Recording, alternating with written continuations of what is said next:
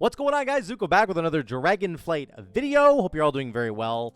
We are going to talk about the patch notes that just dropped yesterday for the 10.1 Season 2 coming out. I'm going to run down all the really important things for you. We're going to highlight some of them, some things you might have missed. Let's just dive right into it. Very first thing I want to talk about, let me get the notes up here. Let's go to here. So, very first thing on the list here is going to be Aberrus the Raid that's coming out. A couple of things I want to mention here. First of all, May 9th is, of course, when it's coming out. It's not next week. Like, this Tuesday reset that's coming right now is going to be the last week of Season 1. And then May 9th is going to be the beginning of the raid. All difficulties are coming out at the same time. Raid Finder, Normal, Heroic, Mythic, all at the exact same time. This is kind of interesting because the gear from Raid Finder is not that bad. It's like 402, like... Obviously, if you have main characters that are like 415 or 424 gear, this is not very good for you.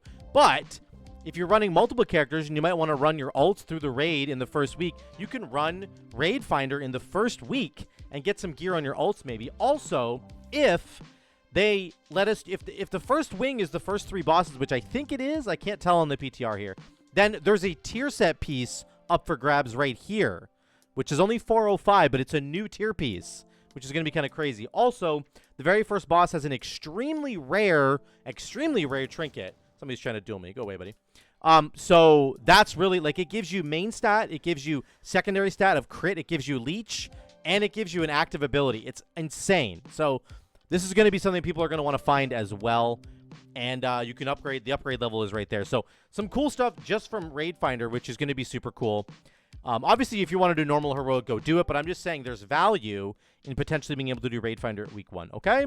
Bunch of transmog stuff. Very, very cool. We're going to move on to the next thing, which is going to be the affixes coming in. So, Mythic plus affixes, of course, if you don't know, we've got Incorporeal, Afflicted, and Tangling. Those are the 3 new ones that are coming out. Incorporeal is basically just enemies that have to be kicked. They are susceptible to crowd control. So they basically have changed these in a really dramatic way. I'll talk about that in a second. But Afflicted is, of course, the ones that the healer primarily has to deal with. But if you're an off-spec that has a disease to spell or a poison or a curse to spell, you can help deal with Afflicted as well. And Tangling is, of course, the vines that spawn. They've really fixed a lot of these, which is really good. And there is the new spawn logic that's coming in. If you want to go check out Wowhead, you can see this really quickly. But they basically changed the way that these things spawn. They used to be spawning at like a ridiculous rate, and you can see now that's not really the case anymore. In the first 43 seconds of this guy's pull, he doesn't get a single incorporeal spawn. 6 seconds, 8 seconds, 10, 12, 18, 20, 24, 27. He hasn't got a single spawn of incorporeal. Finally, at the 34-minute mark, he gets 2 spawns here. So, again, they did a bunch of testing on this in this article, and they basically think that a lot of the spawn rates are kind of like old Quaking spawn rates. So, the bottom line is to say that these things have all been essentially fixed. They have long spawn intervals now, from what we can tell from the people who have tested stuff. So, that's really cool. Good to see that they fixed them, because some of this stuff was like taking over the dungeon, and it was like all you're doing is dealing with incorporeals or afflicted mobs. You're not actually playing the dungeon anymore. So Blizzard has clearly been trying to move in the direction of making the dungeon the primary thing that you're doing, and the affixes are just there as, you know, an extra layer, not the entire, you know, purpose of what you're doing there. So that's really cool. Also, the buckets have been changed. Of course, your keystone, you're not going to encounter your first affix besides Fortified and Tyrannical. Fortified and Tyrannical, I believe, kick in right away. You're not going to receive the first real kind of affix until you hit level 7 now. It used to be level 4. And then the next one's going to be level 14. So, like, you could essentially farm, like, lower tier dungeons. And look at the loot that you can get here. So, let's say you only want to deal with 1 affix besides Fortified and Tyrannical, of course. You can do that all the way up to key level 13 now, which at the end of dungeon loot for key level 13 is 421, which is pretty good. And the vault stuff is 434. So, once you get to level 14, you have the additional, all the affixes are in once you hit level 14. But below level 14, you're only dealing with, like, Fortified plus 1 other affix, which is, of course, Afflicted, Entangling, Corporal. So you can do a lot of dungeons. Like, a lot of people realistically are going to do a plus 20 key in this last week, and then it's going to be reduced by 10 levels. I'm not sure if you know that, but that's one of the next things I was going to get to. All your keys that you do in the week before this season starts, so in the week of May 2nd to May 9th, if you do a +20 key, it's going to be reduced down to a +10 key when the next season happens. Okay, that's what Blizzard is doing. So running +10 keys is going to get you 415 gear. It's not bad. And then obviously anything in here, 11, 12, and 13 is going to give you pretty awesome gear, and you're only going to have to deal with one affix. So I think that's kind of cool. It's an important change to, like, how people are going to be experiencing Mythic Plus in the new season, and I just wanted to highlight it there big time, okay? So they give a couple examples here, but I just kind of highlighted all that stuff. One other thing I want to get to really quick, the affix changes. There's more in the bottom here before we get to the classes and stuff. Blah, blah, blah, blah. Here we go. So here's some other affixes that have been changed. Bolstering no longer bolsters the health of affected enemies. It just bolsters their damage. So you can kind of do a lot more chain pulling, I think. Raging now grants enemies immunity to crowd control effects instead of giving them 50% more damage. So this is kind of nice for tanks. Your tanks are not just going to get randomly one-shot when, like, all 4 mobs get raging at the same time and just go blap. I think that's a good change for the game, honestly. Obviously, immunity to crowd control is annoying, but your tank's not just going to die because all the mobs are 50% stronger. Sanguine lasts less time now. It's only 12 seconds instead of 20. Spiteful Shades do less damage, and they don't scale into the higher level keystones. That is some of the big changes for the affixes coming in. So I wanted to make sure I highlighted all that for you guys. Okay, let's keep going here. Before we get to the classes, there's going to be Fyrakk Assaults.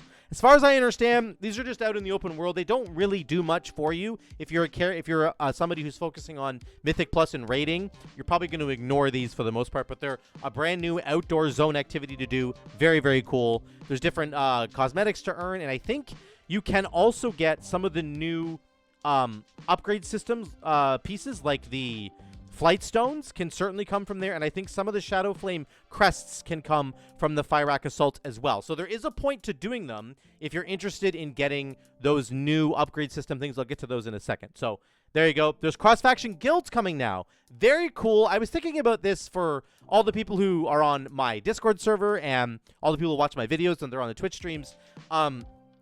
I've had people asking about this for a while now, and it's definitely something I'm interested in doing. I know there's so many of you guys who are like in or are Horde, and I'm Alliance, so we'll definitely look into this in the future. Now that cross-faction guilds are definitely a thing, we're going to start looking into that, and we'll kind of see how it goes, okay? So just know that I am on the lookout for this, and I might end up starting one of these eventually in this patch, okay? Cross-faction guilds are a thing. Now, here's the new upgrade system. So if you don't know, Valor is now gone, and it's being replaced by this system, and I'm going to try and break it down for you kind of quickly and succinctly. So essentially what happens is you're going to get things called Flight Stones, okay? And you're also going to get things called Shadow Flame Crests.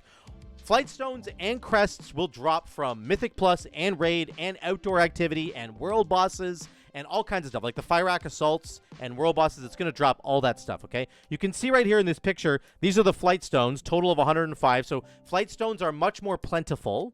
And then the Crests are much rarer, I would say, but you don't need as many of them. They're like, you know, they're the big Giga Chad resource that you're going to kind of need. So what do you do with them? Essentially, Blizzard is taking all of the gear that's coming in the next patch, and they're dividing it up based on, like, the item level of when it dropped. So there's a whole article that you can read on this if we go to the Learn More thing. So there's a whole thing. I can link this down below if you guys want, because I'm not going to spend all day looking at this. But essentially, the Flight Stones are earned by completing PvE activities, raids, dungeons, outdoor world, used to upgrade Dragonflight Season 2 equipment during the season. Okay, they're very plentiful. Crests are divided into 4 categories. The Whelpling, the Drake, the Worm, and the Aspect. Okay, these 4 right here. They're based on when you get a piece of gear, you'll get a crest that can upgrade that piece of gear, and there's a limit to the item level. There's like a window of item level that you can use each crest on, okay? So, for example, the Whelpling one is just for the lower level veteran gear, used to craft optional reagent for crafted gear.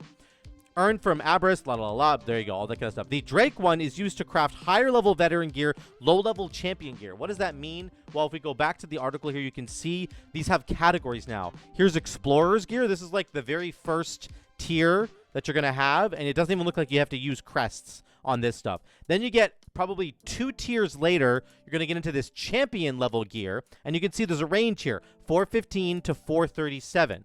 So that's the range of a champion gear. So the very first champion gear that you're going to get is going to drop at 415. You can upgrade that all the way to 437. That's as far as it can go. Then you're going to need to find a higher item level item to start with in order to continue upgrading past 437. So for example, you would need to find something that dropped as hero gear. Instead of it being classified as champion gear, it's classified as hero gear. That's like the next step up. That can go all the way to 441, okay? And again, these biggest, the aspect crafting, Shadowflame crests can only be earned from Abyros bosses on mythic difficulty and then Dragonflight mythic dungeons 16 and above. So the hardest level content is going to drop the highest item level gear and can be upgraded to the highest item level gear based on those windows that are kind of there now. So it's a little bit confusing, but just know there's no more Valor. There's none of that stuff. They're kind of consolidating all of the gear into these upgrade currencies. You're going to learn more about them once you get into the game, but the item level that an item drops at will have a window that you can get to the maximum amount with that, and then you're going to need to find a whole new item to replace that if you want to go higher, which means you're going to have to tackle higher item level content. So some people don't like this system. I'm not really sure how I feel yet. We're going to have to wait and see how this kind of works out. I think it's going to be fine, but we'll just have to wait and see kind of how that goes. Okay, that's the basic gist of the gear upgrade system right there. So some character stuff. Let's get to the classes. So right out of the gates, Leech has been nerfed a little bit. They think Leech is too strong. So Leech rating now gives 25% less Leech. You're just getting 25% less Leech.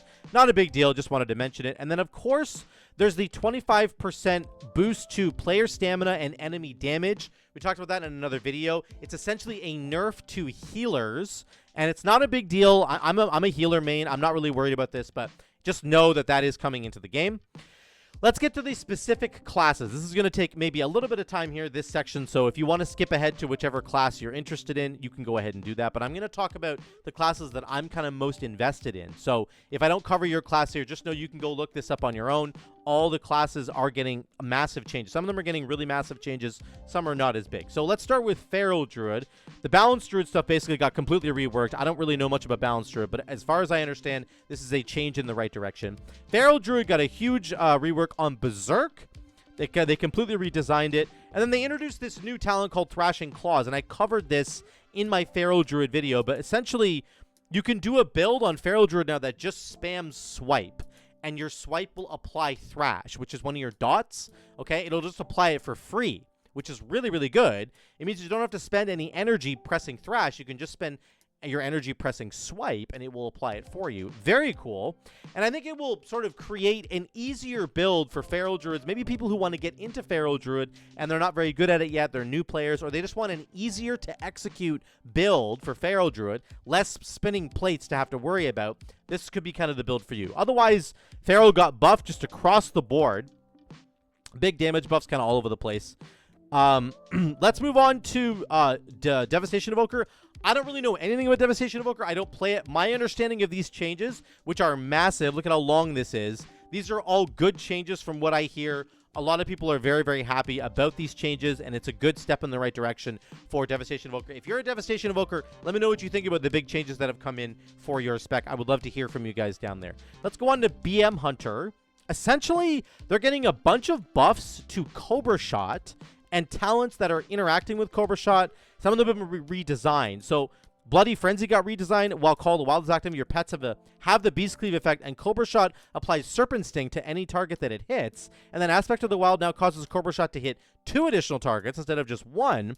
So you get 3 total targets, and those targets are getting Serpent Sting attached to them. So on top of that, the Snake Bite bonus, this is bonus damage to Cobra Shot, went from 30% to 75%. So I want to ask you, BM Hunters, is this going to create a Cobra Shot build? Because my understanding of BM Hunter is that Cobra Shot is pretty low in the priority list. Not something you want to be pressing that much. You want to be pressing like Kill Command and then Multi-Shot to be triggering the Beast Cleave and the Stomp and all that stuff. This is like kind of a whole different take on what BM Hunter could be all about. Maybe there's a Cobra Shot build somewhere hidden in the works there. I'd love to hear from you guys about that. Marksman essentially got massive buffs to Bombardment. been redesigned. Kill shot now gives you trick shots, which is kind of insane. Basically, Marksman's getting a big continued support for the kill shot build, which you know, they have the kill shot with the splintered the bleed that comes from it splashing to all nearby enemies. So now you're even more incentivized to invest into kill shot because it's going to give you trick shot for free. So that's saving focus. You don't have to press multi-shot. Also very, very good for 2-target cleave, because trick shots, you can't get trick shots from your multi-shot because it requires 3 or more targets. So again, some more quality of life here, I would say, for Marksman, and more emphasis on kill shot, which I think is kind of interesting. Also, Legacy of the Windrunners got redesigned, essentially. Aim shot will always now shoot 2 to 4 wind arrows at your target. Very, very cool. Every 24 wind arrows you fire generates a charge of aim shot and then gives you 30 focus. So that seems way better to me than I ran with this in the beta a long time ago, and it felt like the chance to trigger the Windrunner arrows was like 0. Like, it was so bad. So now they're giving you some deterministic stuff going on. So I kind of like that. Are the Marksman Hunters going to be incentivized to take Legacy of the Windrunners? I would love to hear from you on that. I think that's a very interesting kind of idea. Survival got a bunch of bonuses that I talked about in a different video, but really quickly I'll just say the most important ones here are that all your damage goes up by 8%. That's pretty insane, actually. Lunge now reduces the cooldown of Wildfire Bomb, which is very, very cool. Your auto attacks just reduce Wildfire Bomb's cooldown, and then Ruthless Marauder is only 2 points now instead of 3. Very good quality of life changes.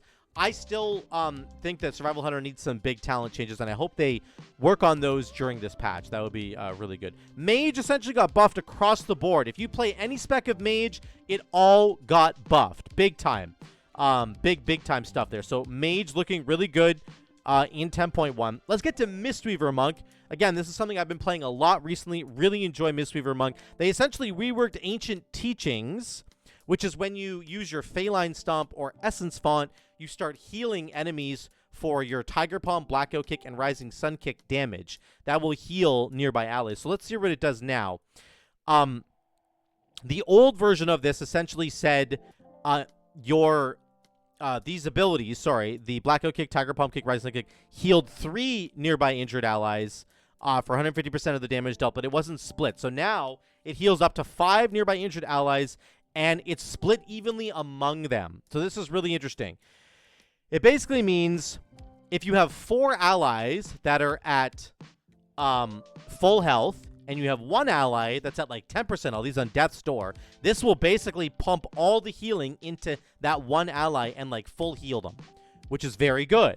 If you have 4 allies that are all at like 50% health, they'll all get an equal amount of the healing that's coming from Ancient Teaching. So I think this is great. It makes it a smarter ability. It actually makes it smarter than it was right now. Now, sometimes, you know, it might be a little bit frustrating because maybe one of your allies will be more injured than the other, and I don't think it's going to prioritize whoever's the most injured. It'll just target whoever is injured. So that could be still a little bit annoying, but ultimately I think this is a better design, and it's going to heal more allies, which is really good, actually. And this thing would be really bad if it only applied to like one ability, but this is like all of your abilities that you're pressing all the time. So this is a lot of consistent healing coming out all the time. So I think this is just a straight up buff, just a big buff to Ancient Teachings, which is super cool. Another big change, they're going to add a talent, which was a PvP talent. They're going to make it a PvE talent, and it reduces the cooldown of Life Cocoon by 45 seconds. That takes Life Cocoon from a 2-minute cooldown to a 1-minute 15-second cooldown. That's massive, in my opinion, because that means that Mistweaver Monk is going to have that single target tank external on a very low cooldown. It's basically on a 1-minute cooldown. That's amazing. It's like having a Bark Skin, but in my opinion, it's better because Life Cocoon also adds Renewing Mist and Enveloping Mist to the allies. So I really like this change a lot. I think that's a big, big deal.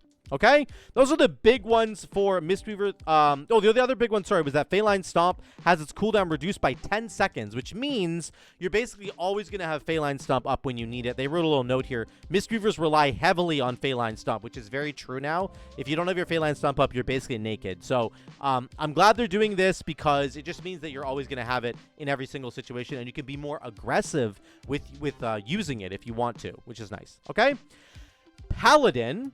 We're going to look at Holy for a sec. Avenging Crusader got a big redesign. It used to heal 3 allies for 250% of the damage dealt by your Judgment, Crusader Strike, and auto attacks. Now it heals up to 5 allies, just like the Mistweaver change, and it's for 575% of the damage done, split evenly among them. Once again, so it's a little bit smarter. The Avenging Crusader healing was actually quite bad. There were times when it would heal an ally that had full health. So this is much, much smarter, and it's going to be injured allies, or not full health, I guess, but it would heal somebody who was like, basically didn't need the healing is what I'm trying to say. This should even it out a little bit more and make it so that you're getting a lot more healing going to a lot more people who actually need it. And again, this is upping it from 3 allies to 5, which is just a straight buff right away. And then all this damage can, of course, go into your beacon healing. So I think if you had like 2 beacons out, Beacon of Faith, which would be the talent you'd have to take there, that's really huge to me, because like you're going to hit 1 judgment, it's going to heal 5 people, and then all that's going to go into beacon healing. That feels really crazy to me. Also, this is a huge change. Avenging Crusader healing is now increased by Mastery Lightbringer. If you don't know, for Holy Paladin, your Mastery basically increases your healing done to allies who are close to you. So this is going to give you insane extra healing while you're in a dungeon, because your allies are basically always close to you. And in a raid, it's going to be good for tank healing. So I love this change. I think it's going to make AG actually an enticing choice now, which it hasn't kind of been for a while. Okay? Ret Paladin has a buff to all of its healing, basically. That's all that's really going on here. And then there's some tooltip upgrades. Nothing really crazy going on there at all. Shadow Priest. Let's get to Shadow Priest. There's some stuff for Disc and Holy. You can look at that on your own time if you want to. Shadow Priest had probably the biggest rework ever of any spec, and you know, this is just, look how much text is here. This is crazy. Here's the highlights I want to talk to you about. Number 1, Mind Seer is, of course, gone. Psychic Link has replaced it as the go-to AoE sort of mechanic that's going on for your spec, which is very cool. Another big thing that's going on here, there's a bunch of talents, but all the Death Speaker stuff is what I want to talk about. Death and Madness, Insanity Generation reduced to 8, but now it regenerates it immediately. Shadow Word Death now generates 4 Insanity. That's new. Shadow Word Death damage reduced, but it deals 250% increased damage if you're in that execute window. So it's buffed from 150% to you're more encouraged to use Shadow Word Death in the execute window, of course. Death Speaker, chance to reset Shadow Word Death is increased to 50%. This is huge. On top of that, one big change I forgot to mention at the very beginning, Shadow Word Death is now a 10-second cooldown. I'm not sure if they... oh, it's up here.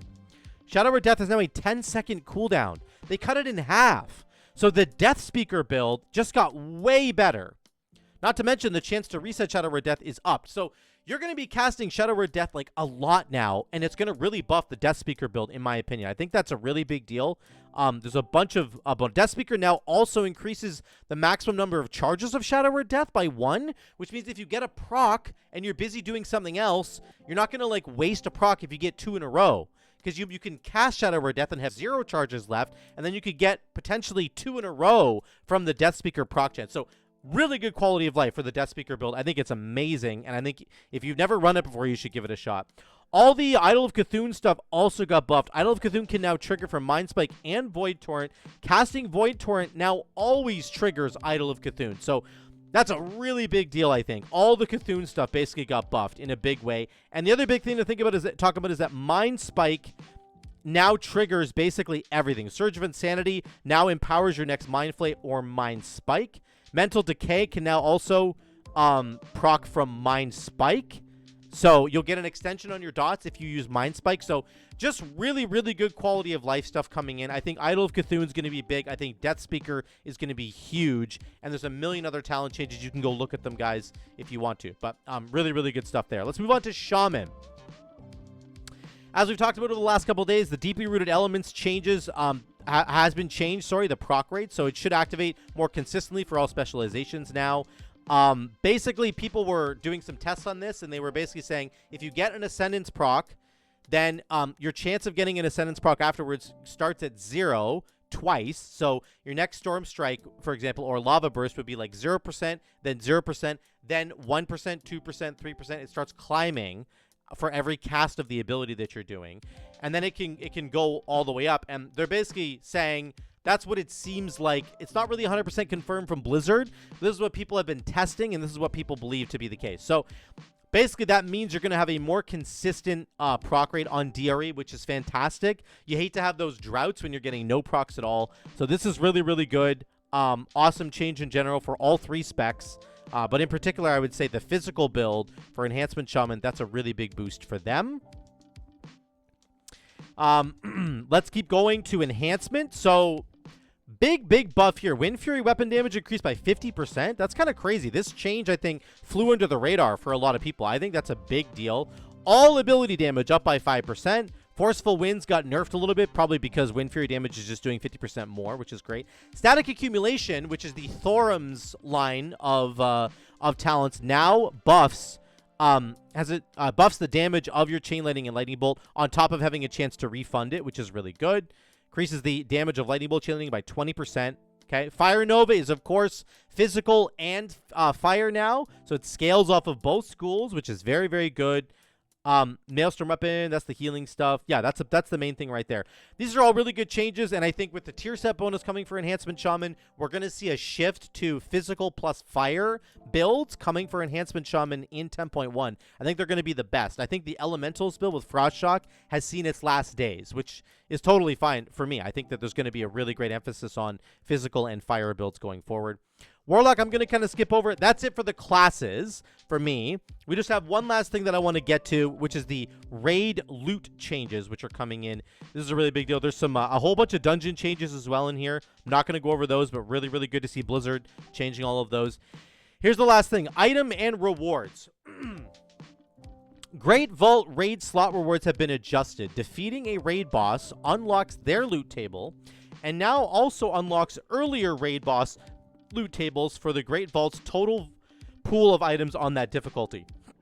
Previously, the raid items offered in the Great Vault were based on the bosses defeated on that difficulty. So, what I'm reading from this, and correct me if I'm wrong, I think this means if you defeat a boss like later in the raid, then it will give you, you'll have loot available for all of the bosses that came before that boss. So for some reason, if you just kind of snuck in and like defeated Magmorax, you could also be eligible to get loot in your Great Vault from Magmorax and the Vigilant Steward and Rashok and Assault of Zakul, like all of these bosses that came before that boss. That's my understanding of what that means. Somebody correct me if I'm wrong, please. I don't think it means that you just get access to all the loot that's in the entire raid. I don't believe that's what this means. So just keep that in mind. Gear can now be traded with eligible players up to 4 hours after being looted. It was 2 hours. So the timer, however, starts as soon as you get the item and includes time spent offline. This only really affects the Race to World First guys who did all those crazy splits and were like doing a raid with a character and then logging off and then holding on to the loot that they had. And then at the very end of the week, they like divvied up all the loot and logged in with all their characters and like sent it to wherever it needed to go. It's really dumb. It doesn't affect you and me really at all because most of the time when we're in a raid, we're going to get a piece of loot that's going to drop and it's going to get traded to whoever needs it right away. Okay, so don't really worry about this. This is mostly for Race to World First people. The last thing I do want to say is there are tier set tokens dropping from a lot of the bosses. You can see the Forgotten Experiments, which is the third boss in, getting tier set bonus here right away. And then Assault on Zakul doesn't have one. Rashok does, though, which is really good. And then as you keep going, the Vigilant Steward has some. Magmorax has some. Echo of Neltharion has some. Scalemancer Sarkarath doesn't actually have any, which is kind of funny. But he does have, of course, a rare item. So you have 1, 2, 3, 4, 5... 5 bosses. That's it. There's 5 bosses out of 8 that all drop tier. That's insane. That's way more tier than we had in Vault of the Incarnates. Way more influx of tier. So you're going to be really encouraged to try and kill every single boss in this raid because there's going to be important bosses in order to get those tier set bonuses online, which is great. It's great to see a lot more tier in the raid, which is awesome. Also, I understand, I think I heard this from Dratnos. If you clear the raid on Heroic, you get the AOTC achievement, you will get a token for tier, just like one of these things. So you will get one if you like in the very first week of the raid, if you get AOTC, you'll get a token for tier just from that. On top of the fact that all the bosses are dropping a ton of tier. And apparently the last boss, I believe, drops tier tokens, but it's not showing up right here. That's just what I think Dratnos was saying that. So maybe it's just not in the dungeon journal here, but I think he has a bonus chance of dropping additional tier set tokens as well. Not entirely sure on that one right now because it's not showing up for me right here, but potentially that is also the case. So there's all your loot stuff. There you go, guys. That's a quick, as quick as I could do it, rundown of the patch notes and everything that's coming in Season 2. There's also stuff for professions. I'm not going to get into any of that. But there's all kinds of stuff to professions, and Blizzard is really staying true to their word, I think, and buffing so many parts of this game that players are looking for buffs from. So that's the patch notes. That's all the different things that are coming. If you missed any of them, that's sort of the summary for you. I tried to do it as quickly as possible. But let me know what you guys think in the comments down below. What are you most excited about in Season 2 of Dragonflight? I would love to hear from you in those comments down below. Please hit me up, and let's start a conversation down there. Thank you so much again for watching, guys. I love you all. I will see you in the next one.